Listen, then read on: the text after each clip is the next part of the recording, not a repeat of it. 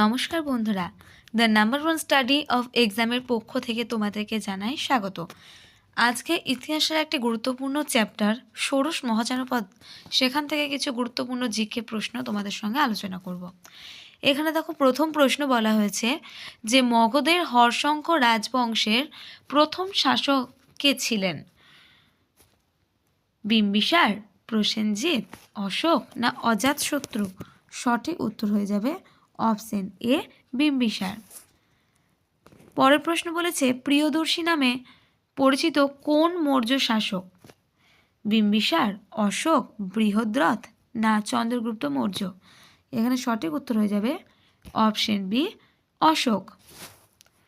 পরের প্রশ্ন বলেছে যে চন্দ্রগুপ্ত মৌর্য পাটলিপুত্রে জন্মগ্রহণ করেন, যা এখন আছে কোথায়? ছত্তিশগড়, মধ্যপ্রদেশ, উত্তরপ্রদেশ না বিহার?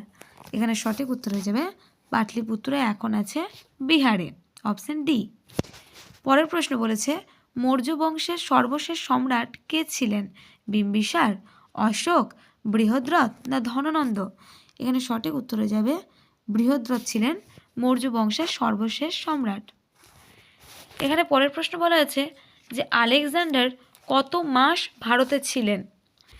অপশানে বলেছে 16 মাস, 19 মাস, 20 মাস এবং 24 মাস। এখানে সঠিক উত্তর হয়ে যাবে অপশন বি, 19 মাস আলেকজান্ডার ভারতে ছিলেন। আলেকজান্ডার যে নদীর তীরে পুরুর সঙ্গে যুদ্ধ করেছিলেন তার নাম কি? সিন্ধু, ঝিলাম, রাভি না ইরাবতী? এখানে সঠিক উত্তর হয়ে যাবে অপশন বি, ঝিলাম নদী। কোন রাজবংশ মগধ সাম্রাজ্য শাসন করেনি? নন্দ, হর্ষঙ্ক, গুপ্ত না শিশুনাগ? সঠিক উত্তর হয়ে যাবে গুপ্ত বংশ। পরের প্রশ্ন বলা আছে বিম্বিসার কোন রাজবংশের রাজা ছিলেন? হর্ষঙ্ক বংশ, মৌর্য বংশ, শুঙ্গ বংশ না নন্দ বংশ? সঠিক উত্তর হয়ে যাবে অপশন এ, হর্ষঙ্ক বংশ। পরের প্রশ্ন বলা হয়েছে যে মগধের কোন শাসক শ্রেণিক নামে পরিচিত ছিল?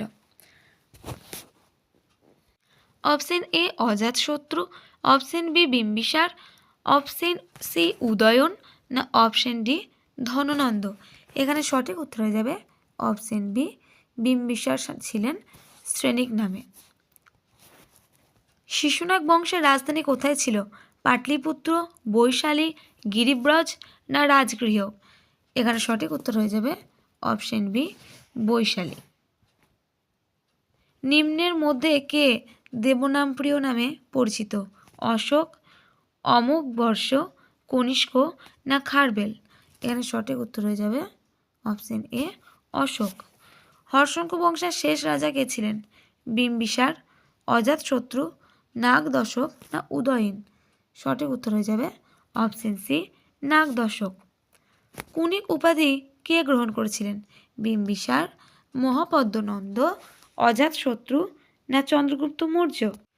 এখানে সঠিক উত্তর হয়ে যাবে কুনিক উপাধি গ্রহণ করেছিল অপশন সি, অজাতশত্রু।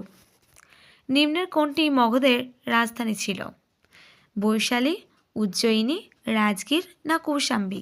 সঠিক উত্তর হয়ে যাবে অপশন সি, রাজগীর।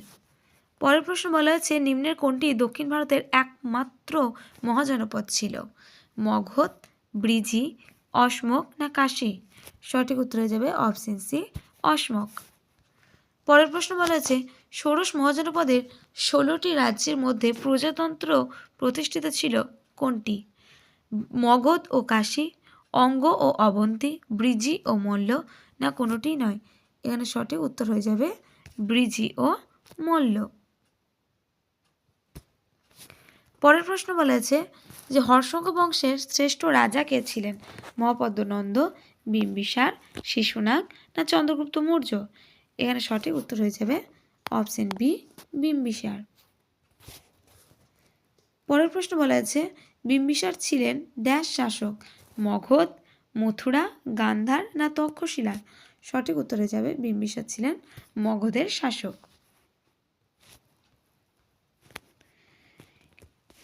নন্দবংশের শেষ সম্রাট কে ছিলেন? বিম্বিসার, মহাপদ্মনন্দ, ধননন্দ না চন্দ্রগুপ্ত মৌর্য? এখানে সঠিক উত্তর হয়ে যাবে অপশন সি, ধননন্দ। সাঁচিতে বৌদ্ধ স্মৃতিস্তম্ভ কারা নির্মাণ করেছিলেন? মুঘল রাজবংশ, মৌর্য রাজবংশ, গুপ্ত রাজবংশ না চোল রাজবংশ? এখানে হয়ে যাবে অপশন বি, মৌর্য রাজবংশ।